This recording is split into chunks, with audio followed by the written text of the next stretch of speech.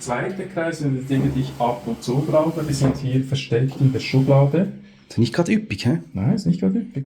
Die einzigen Dinge, die ich noch in Papierform habe, ganz wenig. Kein anderes Papier, nur das. Wirklich, ich schwör's.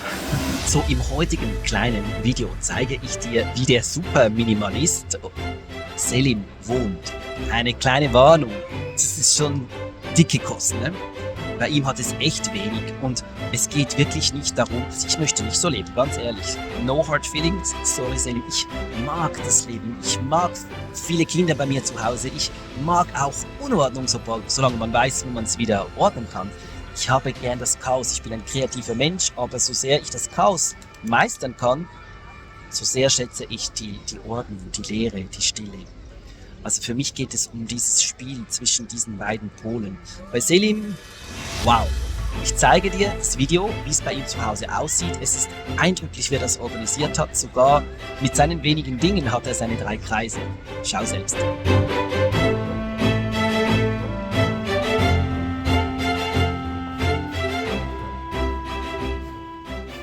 Selim, wie ist dein Büro organisiert?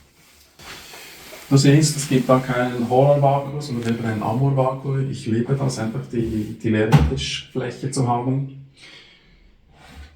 Das ist eigentlich mein erster Kreis hier, der Tisch. Der zweite Kreis sind die Dinge, die ich ab und zu brauche. Die sind hier versteckt in der Schublade.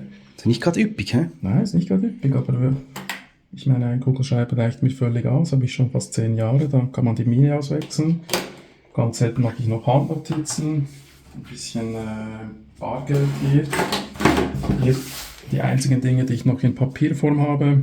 Also das ist dein Masterordner. Das ist eigentlich mein Masterordner, genau. Ein Diplom, Darlehensvertrag, wirklich ganz wenig.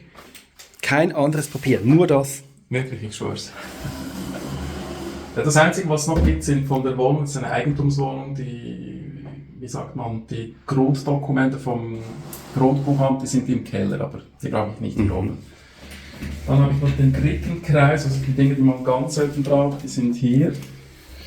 Also zum Beispiel, wenn ich Meetings mache oder ein Mikrofon dort hinten im Beutel oder ein Schlüssel von Olten, die brauche ich selten. Und das ist auch so ein Minimalismus-Ding, man will den dritten Kreis möglichst nicht vermischen mit dem zweiten Kreis. Es hätte hier alles Platz, aber ich möchte die Dinge nicht sehen. Also dritter Kreis möglichst ausgeblendet, unsichtbar, und zweiter Kreis sichtbar in der Reichweite. Die Geschichte zu diesem Bild, du hast immer von dem einen Bild erzählt. Wie kam das in dein Leben? Das war ziemlich lange der Hintergrund für meine YouTube-Videos. Und dann irgendwann, das war halt KISS, die YouTube-Videos in diesem Zimmer zu machen. Das ist praktisch, ich habe nicht zusätzlichen Aufwand, muss keinen externen Raum dazu mieten.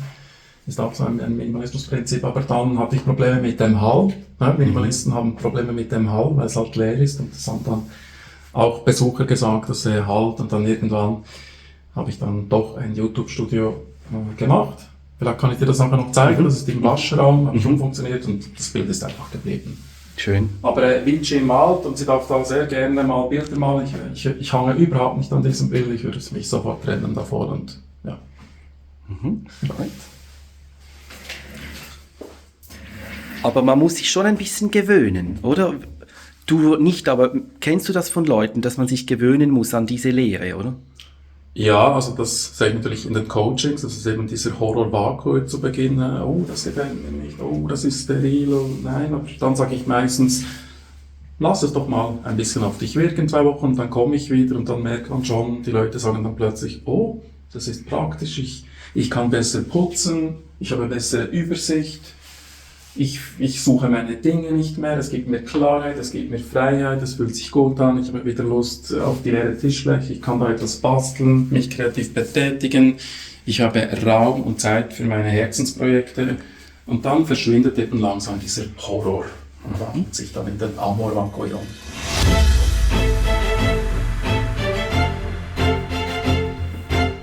Das sind alle Kleider, die du hast? Ja.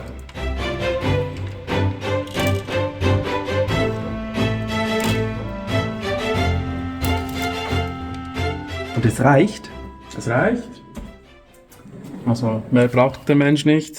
2 dünne Jacken, 2 warme Pullover, 2 dicke Pullover, das ist einer, der anderen habe ich an. Ich habe eine warme Jacke und eine nicht warme Jacke und sind Sommersachen. Dann die Ausgangsschublade, sehr eine gute Schublade, die ich auch bei vielen Coachings mache. Hier kann man einfach die Kleider reintun, die man dann am nächsten Tag noch braucht. Heute Abend kommen diese Kleider dann hier rein und hier sind schon die Klamotten für zu Hause. Nicht Marie Kondo, hä? Nicht Marie Kondo, nein. Sondern Kiss. Also Marie Kondo wäre ja so, so dann so rollen und dann möglichst viele und dann so. Warum ist es für dich besser so? Es ist praktischer und schneller. Also manchmal mache ich nicht einmal das. Jetzt im Moment bin ich neue Socken am Testen, darum sind sie so. Sonst normalerweise habe ich nur die gleichen Socken und dann ist es einfach so. Da kannst du jeden Tag 2 rausnehmen, musst dich beim Waschen, ist einfach viel schneller. Vielleicht nicht so ästhetisch wie die Marie Kondo Methode, aber schnell, praktisch, simplify, Kiss. T-Shirts. Nach Kategorien. Hosen. Wie viele Hosen hast du noch? 5. Die ich anhabe. 2 schwarze Jeans, eine blaue Jeans und 2 schwarze Buntfaltenhosen. Dann hier habe ich noch meine Jogging-Sachen. Ein warmes Pyjama. Hier sind die Badehosen und eine kurze Hose. Und wie fühlt es sich an, mit so wenigen Dingen zu leben? Ja, für mich ist das natürlich normal, aber es fühlt sich super an, weil es einfach nicht viel Verwaltungsaufwand gibt. Und der Rest ist von deiner Frau, hm? Das Genau. Ist okay. Frauen haben ein bisschen mehr Kleider.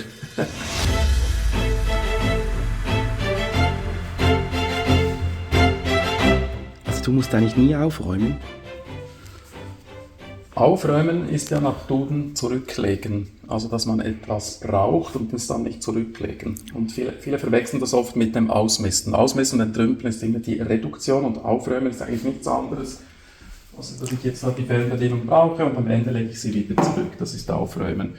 Und wir haben ja vom Ohio-Gesetz gesprochen, Only Handle It Once, das Sofortprinzip. Das heißt eben, wenn du das Ding dann gebraucht hast, legst du es sofort wieder zurück. Und das ist das Einzige, was du lernen musst, dieses Sofortprinzip. Und da musst du nie aufräumen, wenn du das sofort machst. Also jetzt dort haben wir es noch nicht umgesetzt, wir haben hier Kaffee getrunken, wir sind dann aufgestanden und eigentlich haben wir das jetzt falsch gemacht. Wir hätten gleich beim Aufstehen das so nehmen können und dann eben sofort in der Küche in den Geschirrspüler tun. Das ist dann eben wirklich das Ohio-Gesetz, so kann man das umschätzen. Wenn man das immer so macht, dann muss man nie aufräumen. Ich kenne das gar nicht, aufräumen.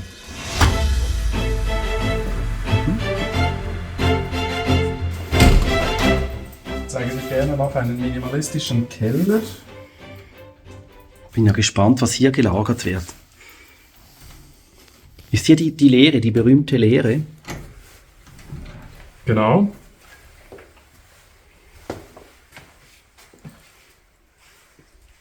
Das ist also wirklich ein leerer Raum und hier auch wieder ein bisschen abgedeckt. Der dritte Kreis ist bei mir eigentlich immer abgedeckt, weil es gibt einfach eine Ruhe in einem Raum, wenn es so ist. Das ist ein bisschen auch wie bei dir in der Garage, oder? So gefällt es mir einfach fest. Das sollte ich auch machen, ja.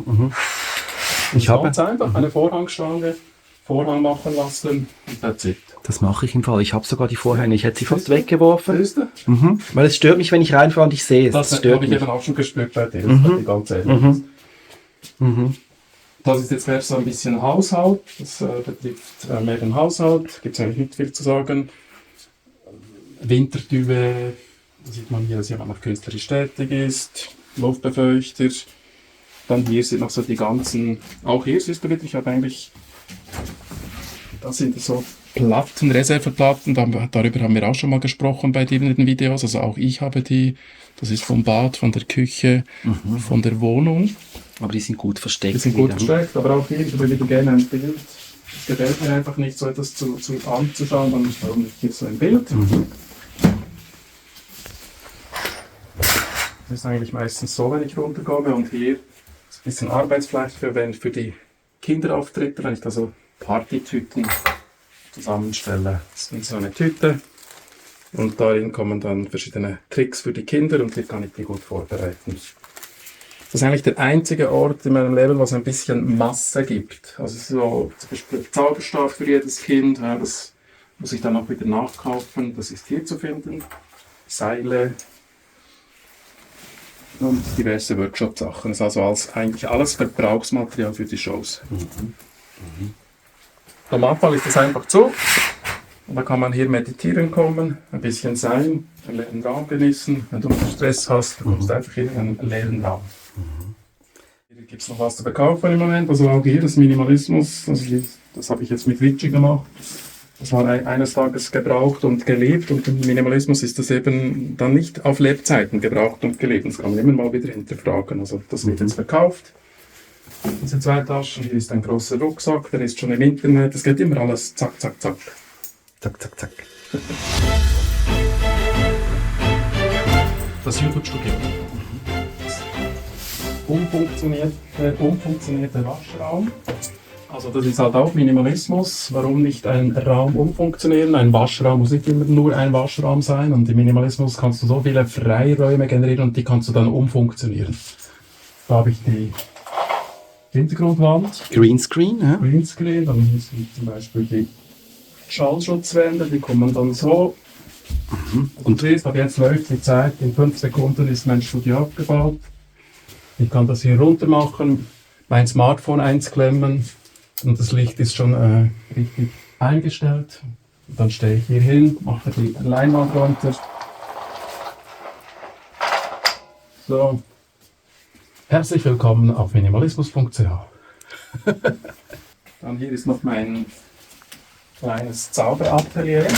Das ist alles? Das alles. Das da, nur der Tisch, ne? Wirklich auch die Zauberei minimalistisch, wie du siehst. Also da ist meine Kinderzauberschau drin. Ich habe 2 verschiedene Kinderprogramme. Eins für die kleinen Kinder, eins für die älteren Kinder. Hier ist noch ein bisschen Erwachsenenunterhaltung. Hier ist der 3. Kreis. Das sind die Reservematerial wie Visitenkarte, spezieller Trick. Diese Tasche nehme ich dann jeweils auch mit, wenn ich eine Show mache. Da kommt dann die Zauberjacke rein. Je nach Show. Also Zauberatelier und YouTube-Studio im Waschraum. Und niemand weiß. Das gefällt mir so. Wie geht es dir, wenn du dieses Video schaust? Die Home Story von Minimalist Selim. Also ich muss gestehen, als ich da war, habe ich diesen Horror Vakui, also die Angst, die Panik vor der Leere richtig gefühlt. Es wurde mir überall kalt. Das ist jetzt über ein Jahr her und wenn ich das Video jetzt sehe, dann löst das eine Sehnsucht aus. Also Selim sagte, das Ziel ist, dass der Horror Vakui, also die Angst vor der Leere, also dieser Impuls, dass man alles füllen will, zu einem Amor Vakui wird, zu einer Leere, zu einer Liebe der Leere. Und ich bin mittlerweile da, dass ich das spüre. Ich habe dir ja gesagt am Anfang, ich war auf 3, ganz schlimm, und bin jetzt auf 6. Aber ich möchte nicht ganz auf 10 gehen wie Selim, das habe ich auch gesagt. Ich möchte doch mehr schöne Gegenstände, Deko-Gegenstände haben, aber ich sehne mich nach mehr Leere. Also ich möchte vielleicht nach 7, 8, 9 gehen. Und ja, aber die Realität ist ja bei vielen Leuten eine andere und bei mir auch. Ich zeige dir jetzt mal, das ein bisschen Hosen runterlassen, aber mittlerweile habe ich keine Scham mehr, weil was zählt ist die Transformation.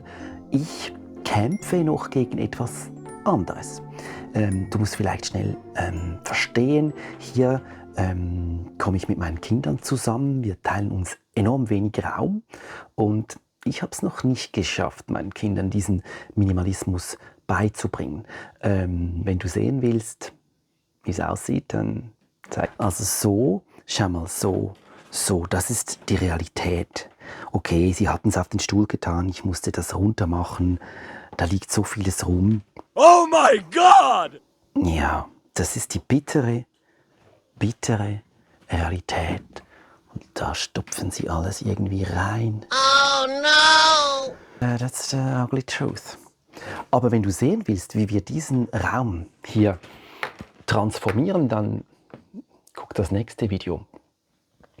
Ja, und ich habe noch ein paar andere Angebote für dich, wenn du wirklich wissen möchtest, wie man ganz einfach aufräumt. Also die 4 Schritte, die 4 Aufräumtricks, die dich befreien. Wenn du das noch nicht geschaut hast, findest du unten hier im Kommentar den Link. Wir haben ein 35-minütiges kostenloses Training zusammengestellt, ich und Selim, wo Selim sein ganzes Wissen aus 20 Jahren Minimalismus und Aufräumerfahrung weitergibt. Es ist ein sehr dichtes Programm, aber du gibst uns hier in diesem Formular deine E-Mail-Adresse und dann bist du automatisch auch auf unserem Verteiler.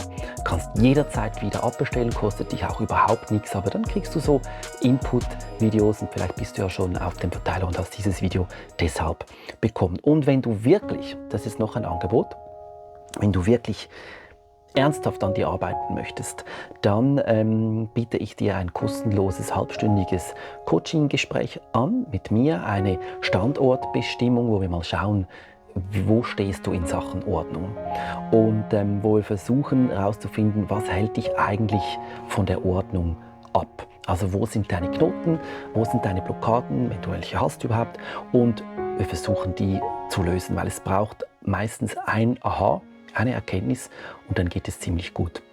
Und dann werden wir noch deinen Minimalismusfilter aktivieren.